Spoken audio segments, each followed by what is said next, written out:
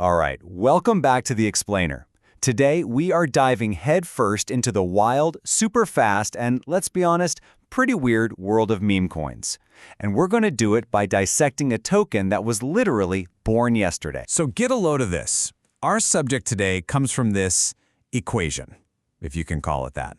Troll plus boss equals TrollBoss. I mean, it's the kind of thing that could only crawl out of the deepest corners of the internet. But what in the world does it actually mean? And yeah, that right there is the big question for today's explainer. We are going to pull back the curtain on this brand new, incredibly volatile digital asset to figure out what it is, how it even works, and what its story really tells us about what value even means anymore. Okay, let's get into it. So, what is TrollBoss?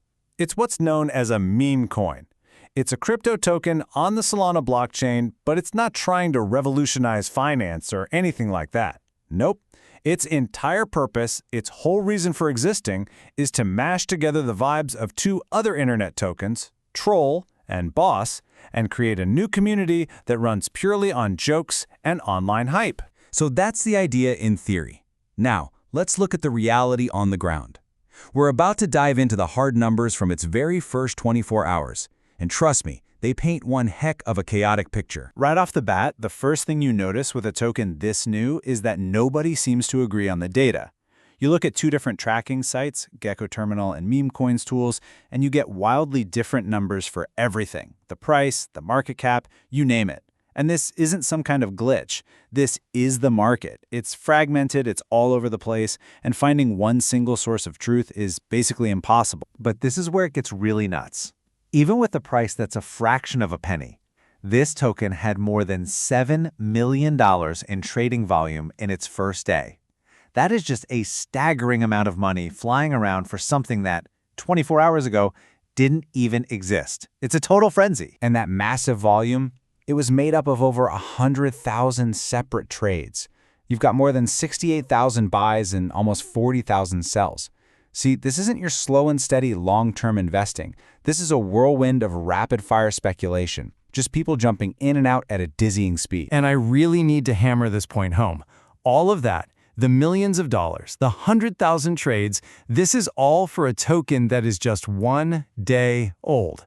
The pool for it was created yesterday, August 7th, 2025. Incredible. And of course, here's the brutal flip side to that frenzy. According to Gecko Terminal's data, the price just cratered, dropping over 72% in 1 day. It shot up to a high of over $0.00018 and then just fell off a cliff. If you bought at the top, that's a truly painful drop. Now, numbers this crazy don't just happen in a vacuum. They're powered by people. So now we're going to look at the human side of this thing. That powerful social engine, that constant online battle between pure hype and pure hate that fuels this entire roller coaster. And this right here just lays it all out perfectly. You've got two completely opposite camps.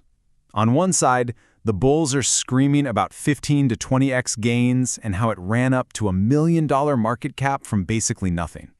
But on the other side, you've got the critics, the bears, warning that it's going to crash 70%, just like the token it's named after. And if you want to know how the other side really feels, well, look no further.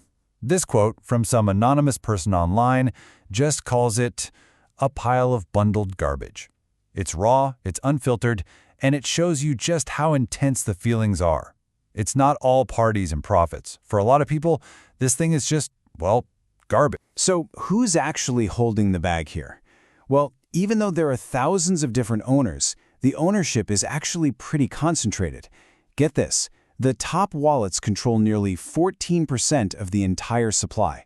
That is a huge deal because it means a very small group of people could crash the price for everyone else if they all decide to sell at once. So, I know what you're probably thinking after all that. How on earth does a normal person even buy something like this? Well, this next part breaks down the nuts and bolts of how you'd actually trade a token that lives way out on the fringes of the crypto world. First things first, you're not going to find TrollBoss on a big, easy-to-use exchange like Coinbase or Binance. No way. To get your hands on it, you have to use something called a decentralized exchange, or a DEX. It's a whole process. You got to set up your own crypto wallet, load it up with some Sol, which is Solana's main token, and then connect that wallet to one of these special sites to make the swap. It's definitely more hands-on. So, this brings us to the all-important question. Is it a scam? Is it safe?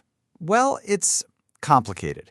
You've got some green flags. The creators can't just print more tokens or freeze trading, which is good. That helps prevent a classic rug pull.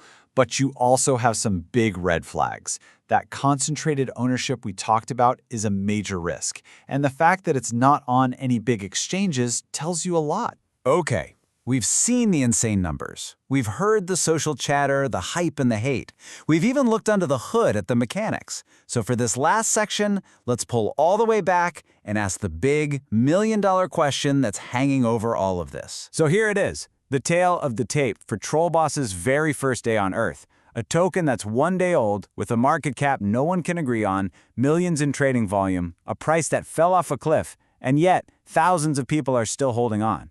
It's the perfect snapshot of pure, unfiltered digital speculation. And really, this whole chaotic story leaves us with one fundamental nagging question.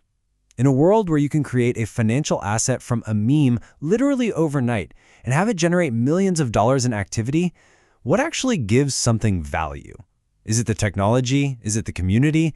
Or is it just a story, a collective belief that we all agree on for a moment before it all disappears? That's the question we'll leave you with. Thanks for joining The Explainer.